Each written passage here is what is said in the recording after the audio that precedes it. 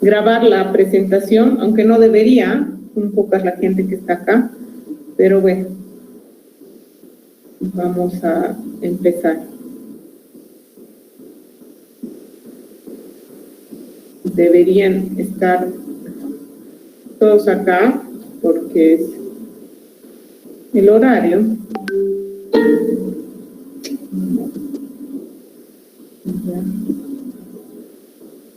Bien, vamos a grabar. Como les digo que no deberían estar todos presentes acá. Y vamos a presentar.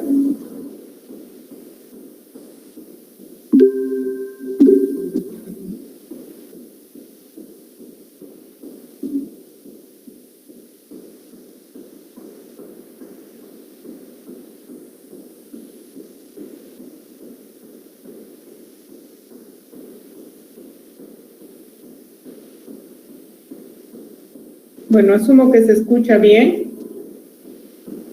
Sí, doctor. Vamos a empezar con la evaluación neurológica del recién nacido.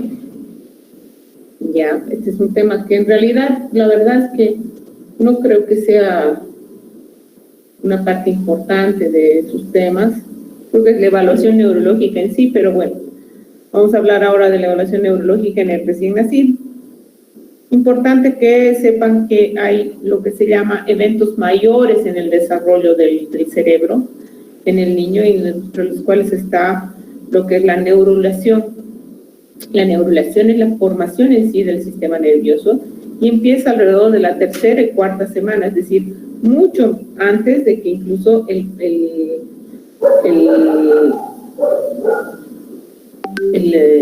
la mujer sepa que está embarazada, ¿no es cierto? Entonces, resulta ser un hecho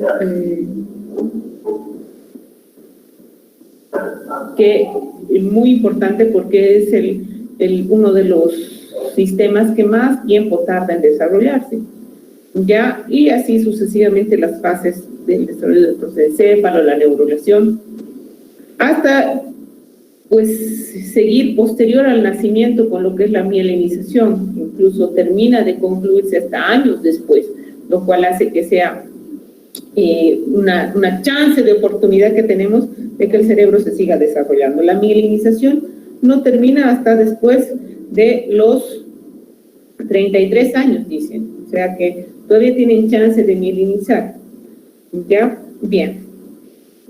¿Por qué esta introducción? Porque esto nos lleva a pensar que el cerebro del niño es muy distinto al cerebro del adulto.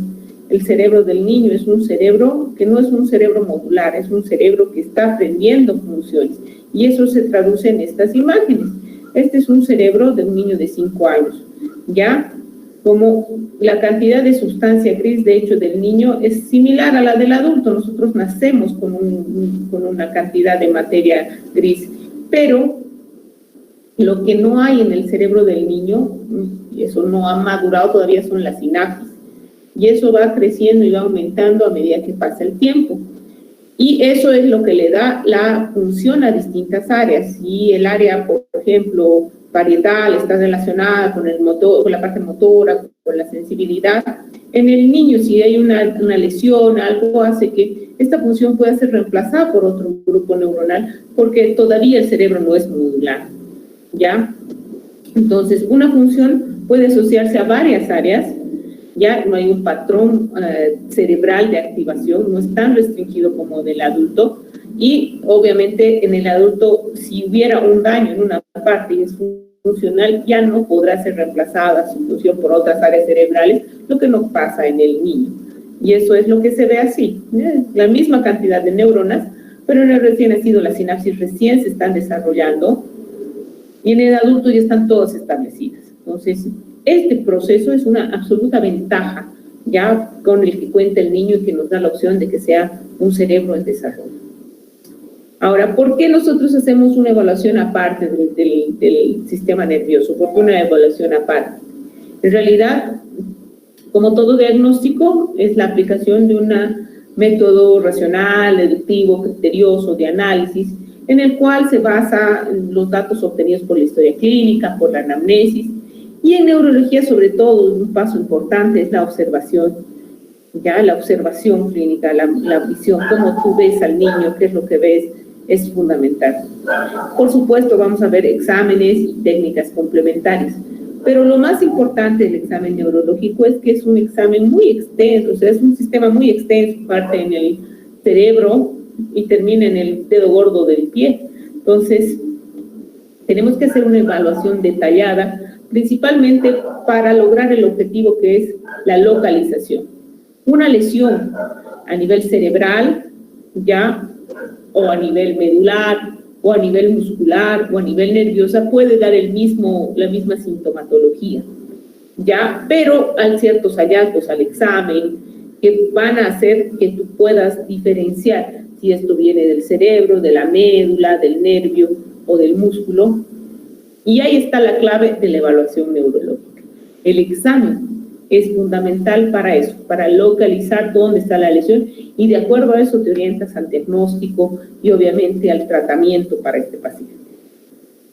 En el niño, la evaluación neurológica pues es un poquito más compleja, porque estás tratando con un cerebro, como ya hemos visto, no es modular, o sea, no es una función, una parte del cerebro, no, acá las funciones son más difusas. Entonces, cuanto más pequeño es el niño, más complejo es el examen, porque obviamente es menos preciso también poder definir las funciones. Es imprescindible que nosotros que vayamos a examinar a un niño conozcamos el desarrollo psicomotor, ya qué fases, en qué etapas, y obviamente de acuerdo a eso poder hacer las maniobras. No voy a hacer un examen de cerebelo en un niño que tiene un mes, porque sabemos que a esa edad aún todavía las funciones cerebrales no están del todo correctas, o no voy a hacer un examen de marcha, ¿no es cierto? ¿Ya? Esto también es importante, que en el niño se van a adquirir nuevas funciones y se van perdiendo otras, ya, se van perdiendo algunos reflejos, se van perdiendo algunas acciones, ya, y dan paso a nuevas funciones, y esto es parte de la madurez cerebral. Bien. Sin embargo, como en todo examen, y sobre todo en el examen neurológico, este debe ser lo más sistematizado posible para no olvidar ninguna parte. Entonces, la organización y la sistematización debe seguir en lo mayor posible a la del adulto. ¿Y qué partes tenemos en el examen neurológico en el recién nacido? Vamos a tener una que es la observación, ¿ya? Y es fundamental. Aquí vamos a ver todo lo que es referente a la postura, a la piel, al estado de conciencia. El segundo punto incluye la evaluación del cráneo, ya, del cráneo, descubiertas la cabeza en general, cosa que en el adulto pues prácticamente no existe esa parte. La otra es la evaluación de los pares craneanos, que igual que en el adulto tienen los mismos pares el recién nacido. Evaluación de la función motora, aquí se agrega una cápite que es nuevo también, los reflejos primitivos, y el examen sensorial. Vamos a ir describiendo cada uno. Es importante tomar en consideración que muchas veces cuando nosotros vamos a evaluar a un recién nacido, lo vamos a encontrar en estas condiciones. Es decir, un niño que va a estar totalmente invadido, ¿ya?, con tubos, con sondas, que pues va a estar además con una cervocuna, va a estar además con una cubierta de los ojos por fototerapia, es decir, extremadamente invadido y muy pequeño. Entonces eso hace que el examen en el recién nacido, si bien tiene que ser sistematizado y organizado, tiene que ser adaptado también al estado del niño. Entonces, uno de los puntos más importantes es determinar la edad gestacional del niño. Como les decía, esto no es lo mismo examinar a un niño de un mes, ¿ya? Y no es lo mismo examinar a un niño recién nacido, y no es lo mismo examinar a un niño prematuro, ¿ya? El sistema nervioso madura y va a seguir madurando, como les decía, hasta los 33 años. Entonces, el examen va a ir cambiando también de acuerdo a esa maduración. Una misma enfermedad puede producir distintas patologías en un recién nacido a término que en un pretérmino, y eso también es importante tomar en consideración. Perdón.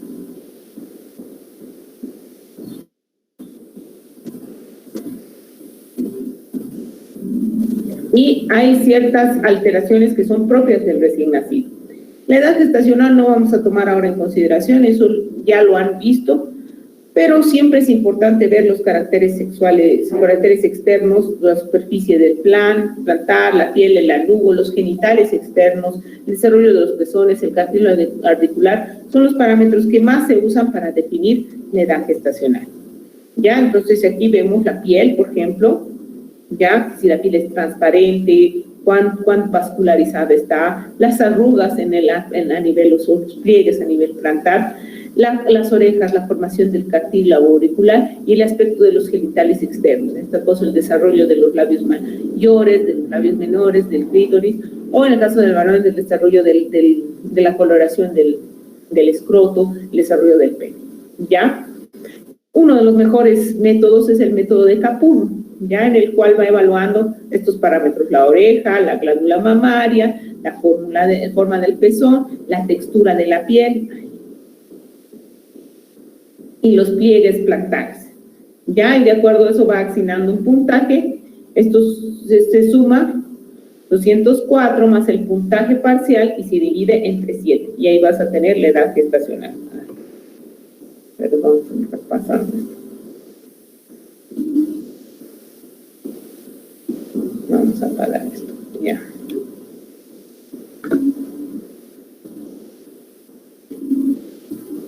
Otro parámetro para evaluar la edad gestacional, y también que va a evaluar la edad gestacional en relación a la función neurológica o la maduración neuromuscular, es la escala de Dubovitz, ya que va a ver, por ejemplo, está la postura, va a ver los ángulos que se forman, el ángulo de la muñeca palmar con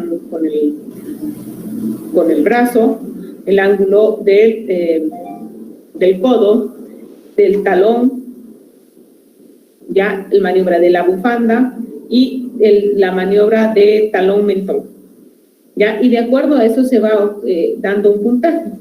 Y esto está dado en la escala de Dubovitz, que es la maduración neuromuscular o musculoesquelética.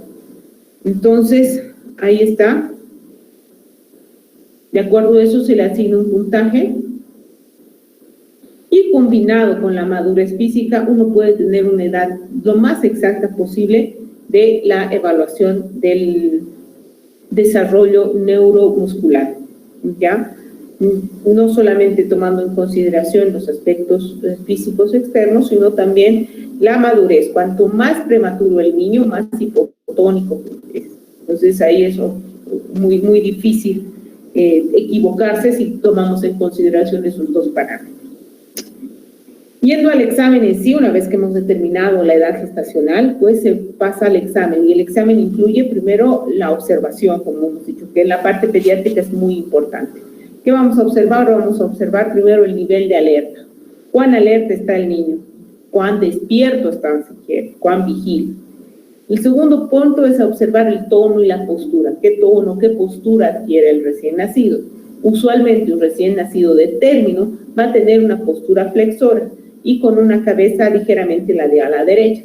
Más prematuro, más flácido. Y es por eso que la escala que vemos acá, ya la postura está, cuando es 0, que es el menor puntaje, nos habla de una prematurez, está muy flácido. Ya después va adquiriendo esa postura flexora. Ver los movimientos espontáneos. ¿Cómo se mueve un niño? Usualmente un recién nacido de término tiene movimientos asimétricos y muy temblorosos. Cómo mueven los ojos, si hay simetría en los movimientos faciales, los movimientos respiratorios, por supuesto ver la piel, los paneros, y si tiene algún olor especial. Los olores en esta etapa son importantes porque pueden eliminar metabolitos por la sangre y eso darle un olor especial a la piel del niño, a la orina, al sudor, y eso puede ser una guía indirecta de una posible enfermedad metabólica. Es el caso, por ejemplo, de la fenilketonuria, que los niños tienen un olor, la orina, el sudor tiene un olor especial, como a pies sudados, como a podrido, a moho, enmohecido. Entonces, uno siente ese olor y debería sospecharlo. Una de las cosas que se va a ver también en la observación es el nivel de alerta, como les decía. Es fundamental determinar en un recién nacido. El nivel de alerta es quizás uno de los exámenes más sensibles que hay, si hay compromiso del sistema nervioso. Si el niño está con un nivel de alerta no adecuado, ya, pues obviamente hay algo que pasa a nivel sistema nervioso. 5 estadios de conciencia va a transcurrir el niño a lo largo del día, ojo, del día, con tiempos variables. Va a pasar de un sueño profundo sin movimiento, sueño con movimiento, alerta quieto, alerta con movimiento y llanto con vocalización. ¿A qué se refieren cada uno de estos? El sueño profundo sin movimiento pasa de 8 a 9 horas al día. El bebé en este momento está descansando por completo. No hay ninguna actividad corporal, los párpados están cerrados, no se mueven los ojos, la respiración es lenta y regular. Usted está dormido, si quiere, profundo. Después está el sueño con movimiento, es 8 a 9 horas igualmente. Hay movimientos suaves en los miembros, uno lo toca, se acomoda. Hay movimientos faciales, a veces hacen una mueca y a veces sonríen, incluso una sonrisa durante dormido. La respiración tiende a ser un poco irregular, con episodios de más aceleración y más lentitud. Este sueño con movimiento igual está en 8 a 9 horas y si ustedes calculan, está durmiendo la mayor parte del tiempo. Alerta quieto. Cuando el niño está abierto los ojos, está alerta, está vigil, pero no se mueve, ¿ya? Su respiración es regular, es como que está mirando y quieto, en espera. Eso no pasa más de 2 a 3 horas al día. Alerta con movimiento, eso es igual, otras 2 a 3 horas al día, en el cual hay explosiones. Por ejemplo, esto ocurre cuando lo vas a cambiar, quitas la ropa, empieza a hacer movimientos no coordinados, ya los movimientos asimétricos, una respiración irregular, pero está tranquilo, está relajado, incluso hasta puede emitir sigue con la mirada y emitir una mueca, ¿ya? Y el llanto, pues, más o menos al día es entre 1 a 2 horas de llanto, ya usualmente al despertarse, y el niño con el llanto demanda, ya demanda comida, demanda a veces alguna molestia. El llanto siempre va a acompañarse de actividad motora gruesa, vigorosa, o sea, se pone rígido, a veces se pone tenso, a veces se hace movimientos, ¿ya? Pero si ustedes calculan, solo 1 a 2 horas al día estará en llanto. La mayor parte del tiempo el niño está durmiendo y en esas fases de sueño. Si el niño no cumple estas fases o está mucho más allá de lo que debería en un sueño profundo, o si está con un llanto intenso más allá de 1 a 2 horas, ya se considera una alteración en el nivel de conciencia y eso requiere una investigación, hay que saber qué está pasando. Bien, otro factor que es importante, ya hemos dicho, ver la piel y ver las maneras, ¿ya? Dentro de eso está ver el pelo. Y este es un niño, que siempre lo muestro, que tiene esta carita, como ven, ya la carita ya llama la atención, labios finos, la naricita redonda, como doble pliegue palpebral, pero lo que más llama la atención es el pelo. Este niño es recién nacido, no puede tener un pelo así como teñido, como si se hubiera ido a la playa, se hubiera hecho una base, ¿no es cierto? Y si uno lo toma de cerca es un pelo así bicolor, de doble color, pero más raro aún es la forma del pelo, como un pelo ondulado raro, y al microscopio este pelo era así, era un pelo como doblado sobre su mismo eje, como un alambre doblado sobre su mismo eje. Este pelo se llama pelo ensortijado, ¿ya? Pelo ensortijado. Y este pelo con esta carita corresponden a un tipo de enfermedad que se llama enfermedad de Menkes o pelo ensortijado, ¿ya? Y es una enfermedad metabólica en la cual hay una alteración del metabolismo del cobre, hay una deficiencia de una enzima que permite la metabolización y la utilización del cobre. Y estos niños nacen sin ningún otro problema, excepto el pelo, y tienen convulsiones de muy difícil control, un retraso en el desarrollo, caen en coma y muchas veces se pueden morir si no se brinda una atención. Y uno puede sospecharlo, pues básicamente observando, viendo, en este caso el pelo. Hay que ser muy, muy detallistas y muy curiosos cuando se trata de examinar un niño. O puede ser otra lesión como esta, que es un hemangioma, una mancha rojo vinosa que cubre ya una hemicara, muy clarita la línea, y sobre todo cubre la parte del tercio superior de la cara.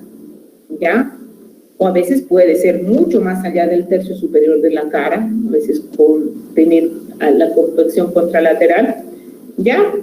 Pero estos hemangiomas, sobre todo si comprometen el tercio superior de la cara, corresponden a muy probablemente una enfermedad neurocutánea que se llama el síndrome de Sturge-Weber, que en el recién nacido puede no dar ninguna manifestación más allá del hemangioma, pero a medida que el niño va creciendo puede dar déficits motores, puede dar convulsiones, y eso se asocia a que hay un hemangioma de las mismas características, pero a nivel de cerebro, a nivel de corteza, lo cual genera atrofia y genera estos problemas. Y uno puede ya sospecharlo desde el periodo recién nacido. Hay que dar la vuelta también al niño, den la vuelta para que podamos ver su columna, y en estos casos se puede ver una malformación así manifiesta como esta, ya que es una espina bífida abierta, ya, o esta, que es una pequeña mancha, ya con cambio de coloración y un defecto a nivel medular, o esto, que es un mielomeningocele igual roto. Entonces, todas estas corresponden a disrafias espinales o disrafias espinales que obviamente en muchos de ellos es muy manifiesto al nacer, pero en otras pueden pasar más ocultas, y así se llaman disrafias ocultas. Y también es importante ver las características faciales, las dismorfias, que no solamente son faciales, sino también pueden ser corporales. ¿Qué es una dismorfia? Es una alteración en la medición o en los patrones esperados de un rasgo facial o de un rasgo físico. Ya, las dismorfias pueden ser tan grandes como esta, es un niño que tiene, ustedes aquí ven, como otra cabeza, y es parte de un encefalocelio. O estas dismorfias que son tan conocidas para nosotros, que corresponden al síndrome de Down, y que son, pues, uno ve al niño por la carita y ya reconoce un síndrome de Down.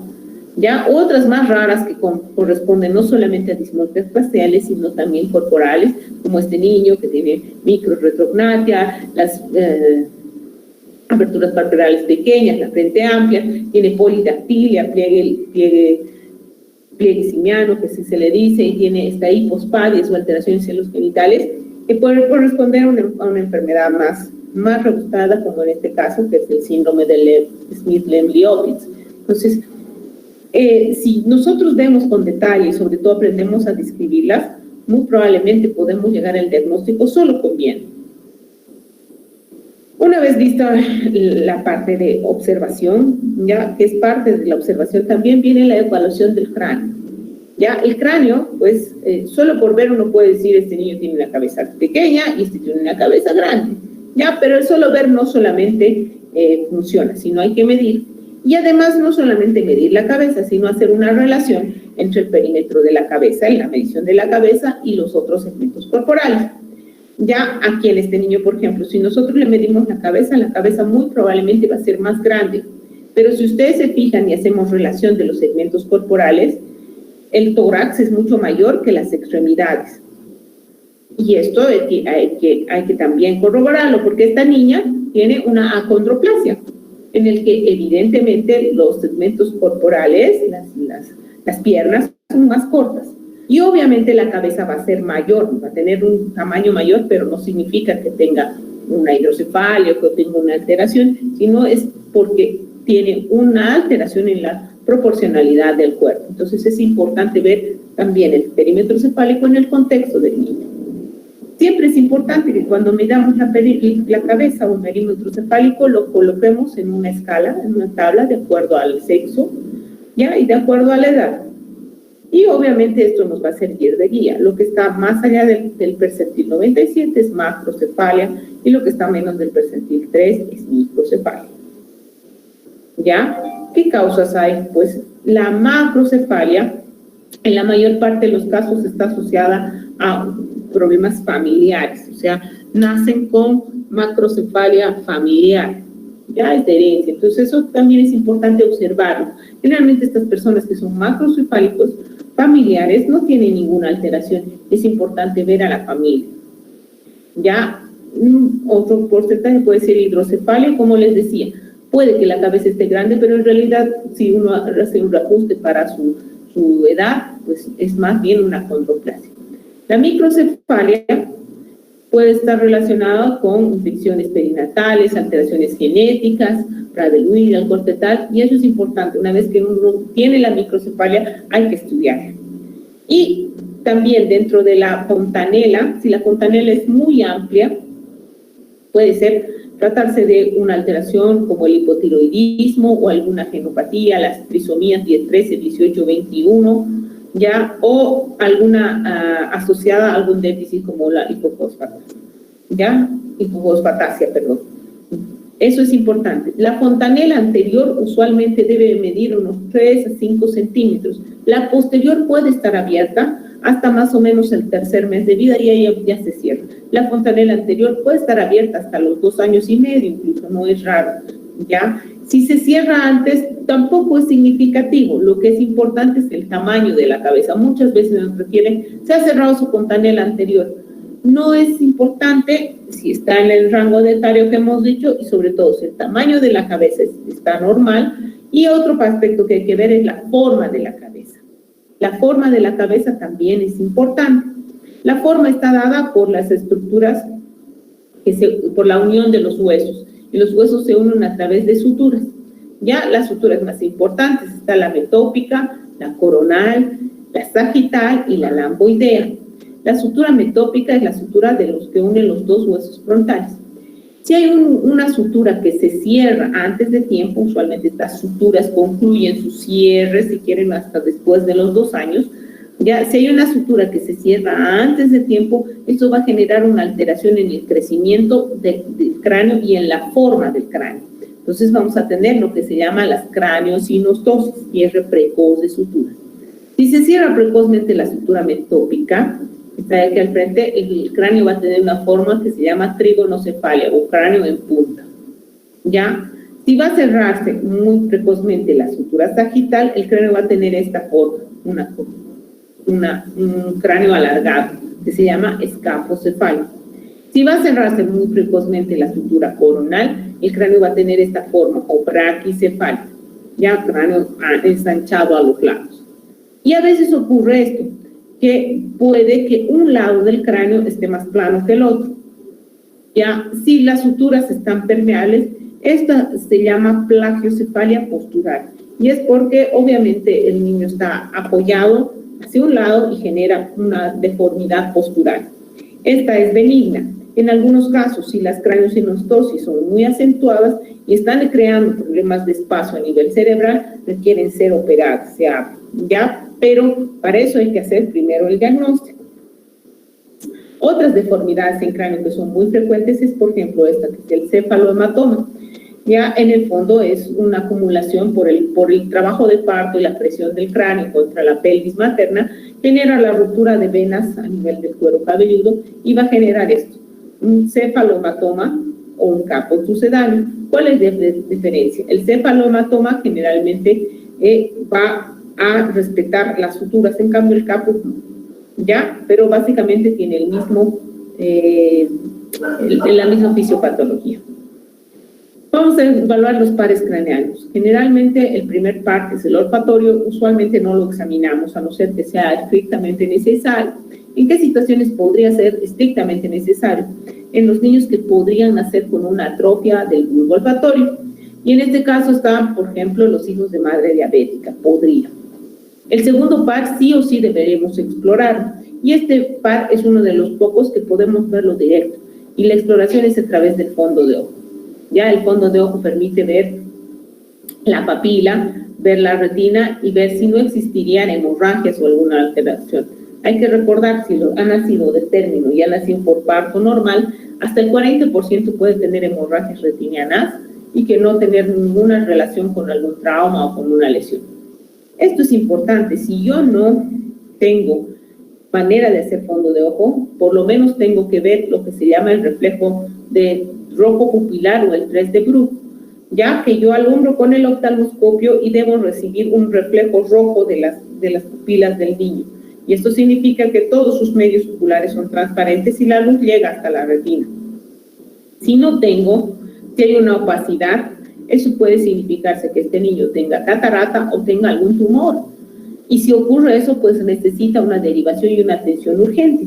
La vía visual se desarrolla solamente cuando el estímulo luminoso llega antes del tercer mes. Si ocurre después, porque no nos hemos dado cuenta, ese ojo ya no va a ver. Entonces es importante que nosotros veamos esto y evaluamos en el recién nacido. Ya después la agudeza visual, a partir de las 26 semanas, el niño es capaz de parpadear a la luz. A las 34 semanas ya sigue, pero ojo, es todavía muy miope. En el reciente nacido de término ya hay una fijación más clara y sigue un objeto y puede establecerse un reflejo, pero es bien miope, visión de 20-150. Visión de colores, ojo, a los 2 meses y prefieren los roscos de los 2-3 meses. Ya a los 3 meses la visión del niño es relativamente madura, ya ve colores, ya ve con un poquito más de agudeza. Ya los pares oculomotores se deben evaluar también con la observación. Observar los ojos en la posición neutra, ya cómo están, si no existe un movimiento, nistagmus o una desviación, ya cómo mueve los ojos de manera voluntaria. Se le lleva el objeto de un lado para otro. Y una manera de explorar muy fácil es obtener el reflejo ojos de muñeca, que significa mover la cabeza del niño hacia un lado y los ojos van a contralateral. Ya este está presente desde la 25 semana y traduce la conexión entre la vía visual y todos los pares, ya a nivel del puente. En este video, pero creo que no se ve, lamentablemente no se ve. Aquí había una manera de cómo explorar esto de los ojos de muñeca, que se hacen en sentido vertical y horizontal. Ya, vertical, obviamente, si tú bajas la cabeza, los ojos van para arriba, y si tú vas para arriba, los ojos van para abajo. Ya, van a encontrar el movimiento que tú haces. Pero no me deja ver. Ahí. Bien. Ahí habríamos evaluado todos los movimientos oculares, tercero, cuarto, sexto. De ahí vemos el quinto par, que lo vamos a evaluar después en el recién nacido, y el séptimo par, que es el par facial. El facial es el nervio que inerva la musculatura de la cara, de la expresión facial. Entonces, mucho cuidado con la evaluación del facial. Puede pasar esto, que tenemos un niño que en mirada neutra, o sea, tranquilo, sin llorar, sin nada, no se desvía, ¿no es cierto? Pero si llora, como vemos, tiene una desviación a nivel de la comisura vocal, pero solo de la comisura vocal. Uno diría, esta es una parálisis facial central, porque solamente involucra la parte inferior. En realidad no. Ya la parálisis facial debe estar presente si incluso el niño está en reposo. Ya esto no es más que una agenesia del músculo depresor del ángulo de la boca. Ya no se forma este angulito y por eso siempre que llora o ríe puede tener esta desviación. Una parálisis facial se va a manifestar así. Ya el niño en mirada neutra no cierra el ojo, hay una desviación del surco nasogeniano y un poco del ángulo de la boca. ¿Ya?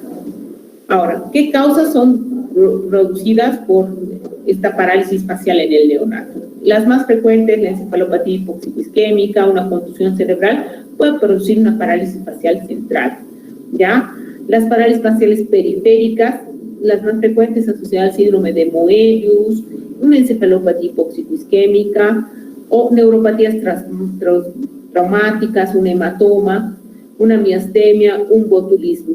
Y puede ser mucho más raras las distrofias musculares congénitas, la distrofia espacioescapulomenal, la hipoplasia de depresión del ángulo de la boca, como les decía, trastornos mitocondriales, etcétera, mucho más raras, como que solamente afecta al músculo.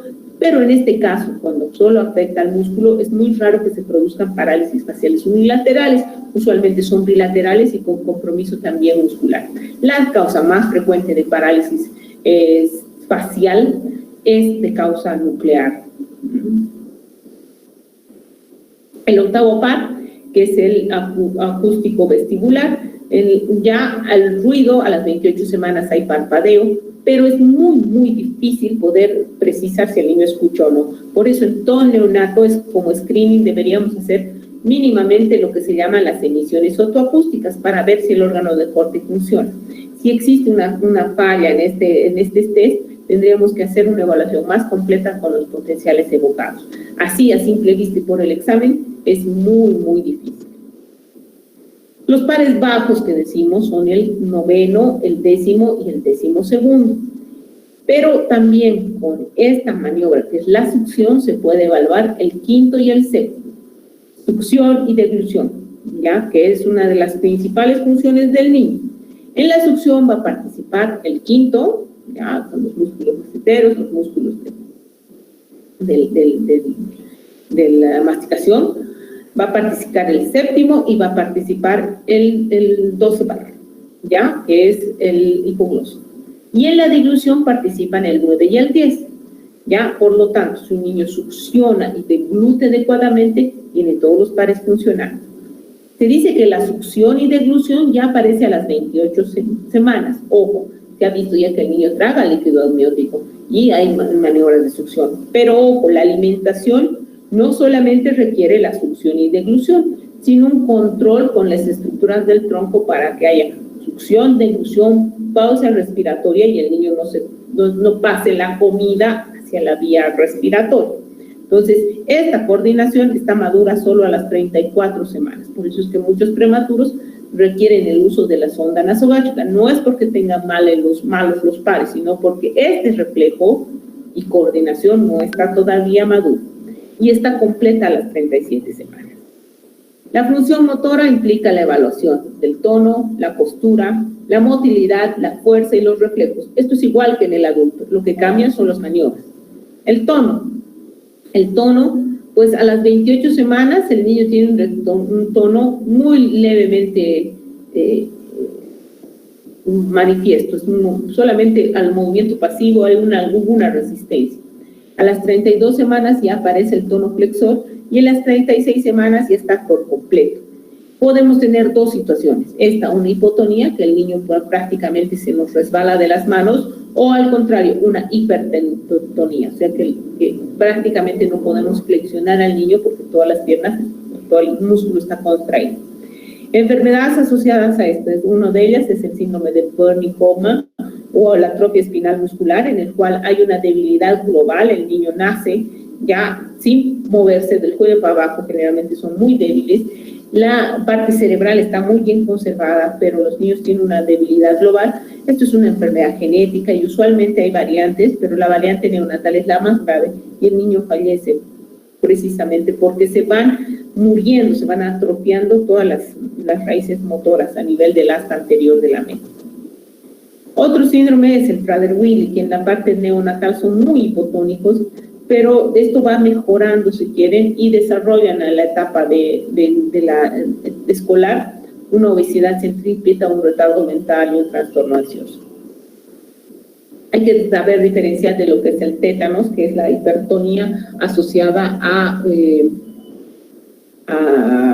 una alteración a nivel de la unión neuromuscular, y a tétanos neonatal prácticamente no vemos, ya, sobre todo porque ya existe la vacunación. Sin embargo, podría existir.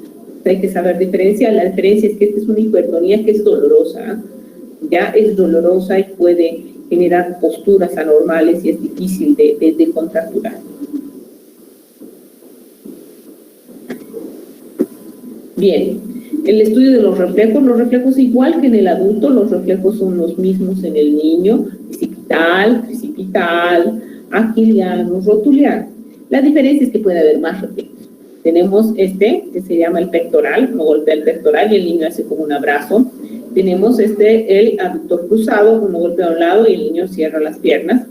Ya, y el plantar, el aquiliano se lo puede tomar golpeando a nivel de la planta.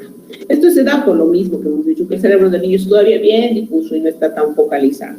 Ya, el valor de los reflejos es muy parecido al del adulto, nos permite definir un nivel a nivel medular, donde se integran estos reflejos. En los niños se agregan estos reflejos que se llaman los reflejos primitivos. Estos reflejos están presentes al nacimiento, pero van a ir desapareciendo. La razón de la desaparición es, después de 6-9 meses, algunos desaparecen antes. Es que el cerebro va madurando y va inhibiendo a estos reflejos. Entonces, si persiste el reflejo, es anormal. Y también hay otro tipo de reflejos que se llaman los posturales. que aparecen después de la supresión de los primitivos. Estos permanecen toda la vida y son los que te van a ayudar a tu orientación visoespacial, ¿cierto? Y en la función motora voluntaria. Por ejemplo, estás caminando y si te caes, lo primero que vas a poner es tu mano. Y eso es parte de un reflejo postural que tiene. ¿Ya? ¿Qué reflejos tenemos? Aquí está la presión plantar, ya, la palmar. La presión plantar aparece desde el recién nacido, desaparece entre los 6, 9 meses más específico. La palmar, ¿ah?, que aparece del recién nacido y desaparece hasta los 3 meses. Incluso esta presión palmar puede aparecer desde las 34 semanas. Es el tónico nucal, ya, que uno flexiona la cabeza y el niño hace como una postura de esgrimista. A ver si sale, creo que no va a salir. No, no sale. Aquí se veía el reflejo de succión, ya, succión. Y el backing, que es la presión a nivel del centro, a nivel centropalmar, y el niño abre la boca. ¿Ya? Igual, lo mismo. Este era el moro, no se va a ver ninguno. Y hay otro que se llama Gallant, que levantas al niño y se le hace un estímulo a ambos lados paravertebrales y el niño, a nivel del estímulo, flexiona la cadera. ¿Ya? Ahí está el Gallant. Y en este tampoco se va a ver, qué bacano. Acá es importante, cuando uno examina a un niño, si uno ve esta simetría, por ejemplo, la mano, este niño está bien flexionada, como debe estar en flexión, aducción, y esta otra mano como caída, como libre, suelta. Esto es parálisis del plexo braquial y eso requiere una evaluación porque puede ser un parto distóxico que ha hecho que esta niña quede atrapada, la retención de la cabeza para desprender, jalan y producen una lesión del plexo braquial. Bien, para terminar, se evalúa a un niño, le hago un examen neurológico y el examen es normal. Este niño va a ser normal por el resto de su vida, va a ser un niño sin problemas. En realidad es muy difícil. El examen neurológico en esta etapa, en el periodo neonatal, no asegura un pronóstico neurológico a largo plazo. Es muy mal indicador, ¿ya? Pero si el examen neurológico estuviera muy alterado, sí puede ser indicador o alguna focalidad, indicador de un daño cerebral. ¿Ya? Este es un estudio en el cual se hace un examen neurológico y se evalúa. Los que no tenían ninguna alteración en el examen neurológico, en el 94% de los niños eran normales. Pero los que tenían alteraciones marcadas en el examen neurológico, en el 50% de los casos han desarrollado déficit como parálisis cerebral, un 29% han desarrollado disfunción neurológica y solo un 21% eran normales. Es decir, si bien no es un predictor, sí existen anormalidades muy, muy marcadas, ya, pues sí puede resultar este niño en tener un pronóstico neurológico malo, ¿ya? Entonces, bueno, para terminar, el gran capital humano es el cerebro. Si cuidamos el cerebro de los niños, estaremos cuidando la humanidad. Recuerden eso, ya muchas veces, generalmente se olvidan del cerebro. Ya cuidan el corazón, cuidan la respiración, que se alimente, cómo se ve, todo bien, ya, y el cerebro, lo último, no va a estar bien, como en el recién nacido, en el niño pequeño, la expresión cerebral, de la función cerebral no es tan manifiesta, pues se olvidan de él, y generalmente ya después, cuando el problema ya está establecido, se dan cuenta, había tenido este problema. Entonces es importante pensar en el cerebro y cuidar de él. Bien. Eso es todo, muchachos. No sé si tienen preguntas. Tengo que ir a trabajar.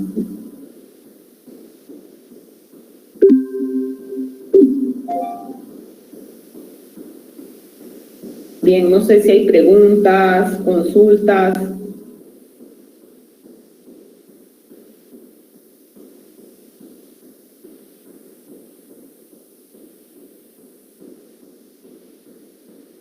Si no hay preguntas, consultas, aquí nos quedamos con la clase.